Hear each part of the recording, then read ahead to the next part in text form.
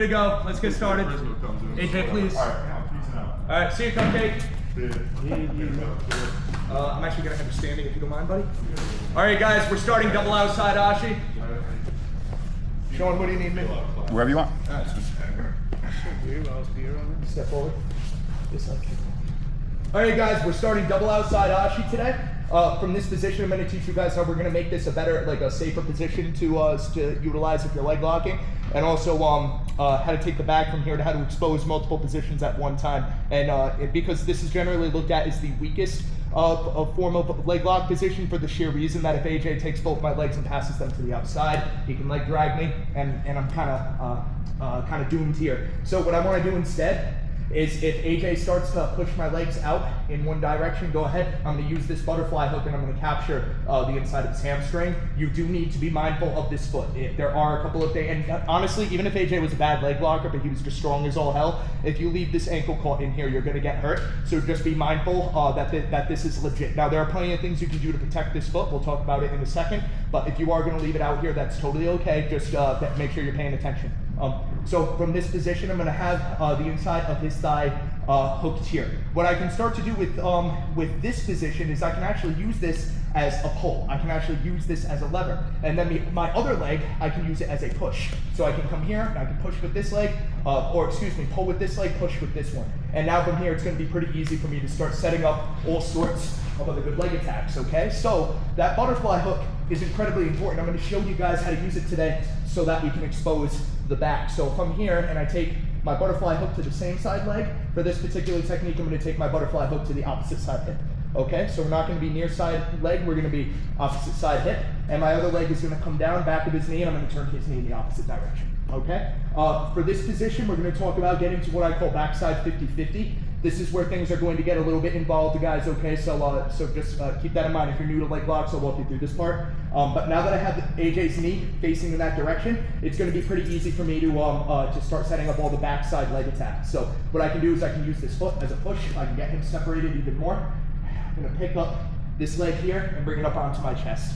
Now that I have the leg onto my chest, I'm going to take this foot and I'm going to weave it all the way through and let AJ's knee hit the mat here, okay? Now that AJ's knee has hit the mat, AJ's not a dumbass, he already knows what's about to happen. He's going to back step. As he back steps, I catch the leg immediately, and I follow him through on the back step, and now I have like a crisscross Ashi situation with the inside heel hook ready to go. All right, come back over, AJ. When you stand up completely, we'll start from outside Ashi again. All right. So getting into double outside Ashi, for those of you that don't know what it is, I'm going to start underneath both of AJ's legs. One leg comes out, one leg grabs around the corner. Both are going to be on the same side hip, right? AJ goes past my legs over as he does. One foot goes to the opposite side hip from the back. This one drops down and turns his knee. All right, right now I have him completely turned around, so I feel pretty good. If he was like kind of half-assed turned around, I would use this other leg and I would push him a little further away and just make it a little bit more uncomfortable for him. Now immediately, without wasting any time, I grab the foot, otherwise he's just going to keep running in that direction and pull his leg out. I grab the foot, I cup the knee with my hand, and I'm going to pull his knee onto the mat.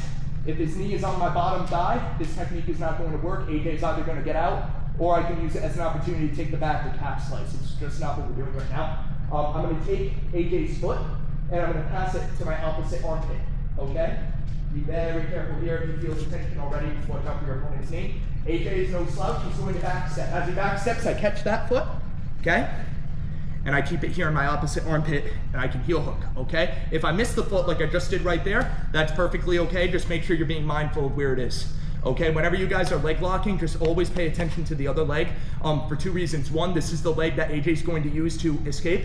And two, let's be honest, if you guys ever use this to actually defend yourself in real life, he's gonna kick the shit out of you with this foot, okay? That's a very real thing, and they can fucking kill you. That's not a joke. So pay attention to where that foot is at all times, okay? All right, restart, buddy.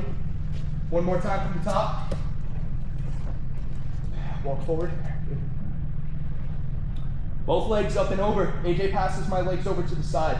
I can opt to take an inside hamstring hook here with this leg, or an opposite side hip. We're going to take the opposite side hip, and this foot is going to drop down. I'm going to turn AJ around.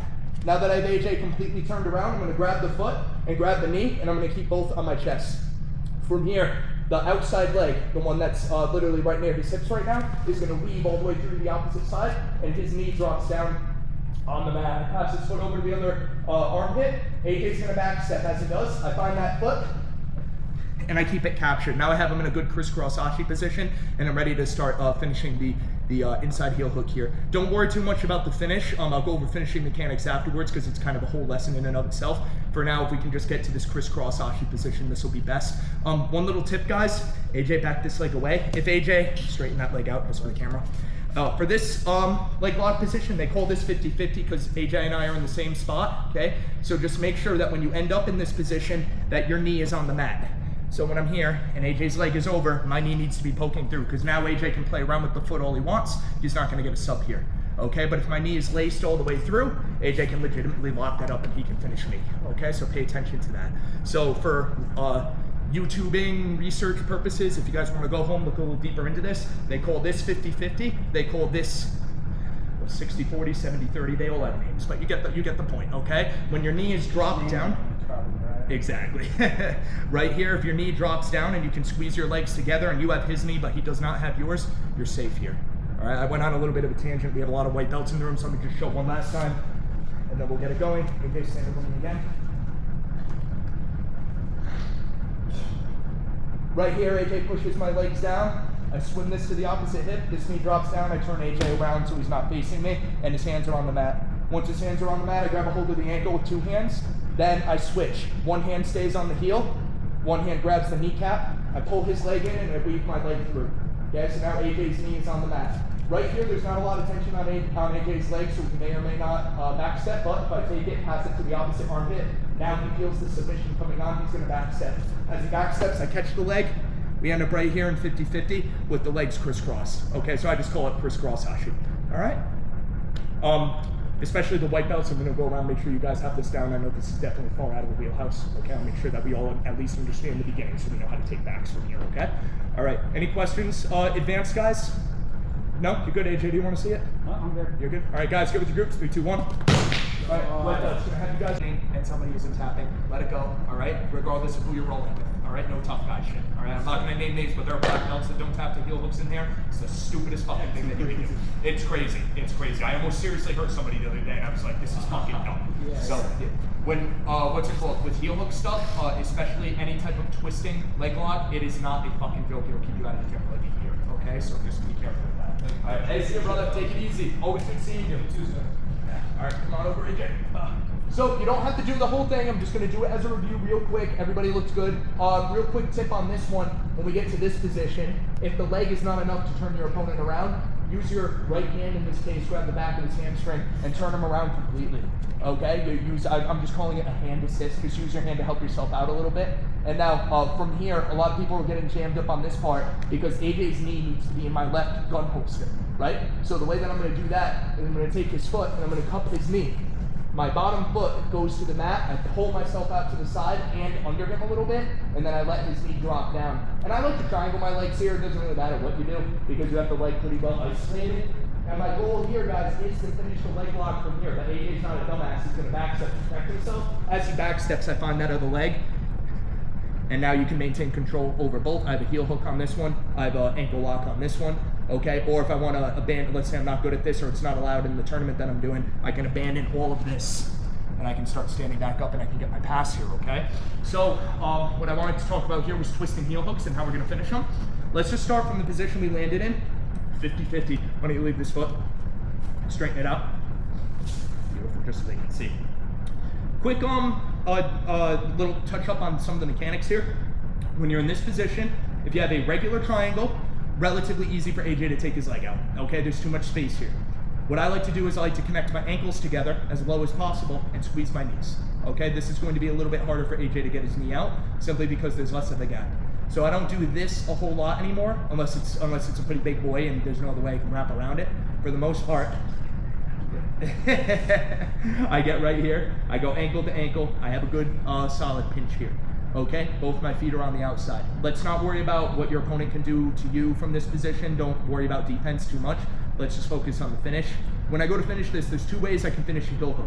I can do it laterally, or I can do it lying down facing the ceiling, supine, okay? Supine, far easier, okay? For the supine one, I'm gonna grab a hold of my heel hook position. So my armpit goes over the top of AJ's big toe. and then I hook the heel like this. And here's the trick with heel hooks. When and this is why they're relatively hard to learn, because everybody thinks in the beginning I just need to take it and twist. You don't just take it and twist. It has nothing to do with me lifting the heel up. It has everything to do with my shoulder pushing his toes down. Okay, so if we're here and I want to finish this, it's not lift the heel up, it's push the toes down with the back of my armpit, with my rear delt. Okay, so I'm going to be here in this position. Okay, and I'll just go elbow to elbow here so I can keep it light. And what I want to do now is I want to rotate AJ's big toe underneath his pelvis, basically. So it's kind of like I'm giving an uppercut with my right elbow. So I'm here, okay, and he taps. Okay, nice early tap when you guys do this. Want to maintain that squeeze around the knee. So one more time, I'm going to be right here, and then I'm going to scoop underneath. My chest goes to the ceiling. My right elbow, not to make this weird, but my right elbow, basically, I want to hit him in the balls with it. Okay, I'm going to go right here, boom, finish. All right, now, if we want to do so laterally, scoot away from the camera a little bit. All right, cool, straighten out that leg. Same position. Okay, but let's talk about how we're going to finish it laterally. The big mistake everybody makes when they finish a heel hook laterally is they try to finish it on their elbow here, and there's no bend in the leg. Okay, I want a big bend in the leg. So my elbow is too far away from my hip in order for AJ to have a bend in his leg. So how do I fix that problem? My elbow goes closer to my hip. So I get off my elbow, get on my shoulder.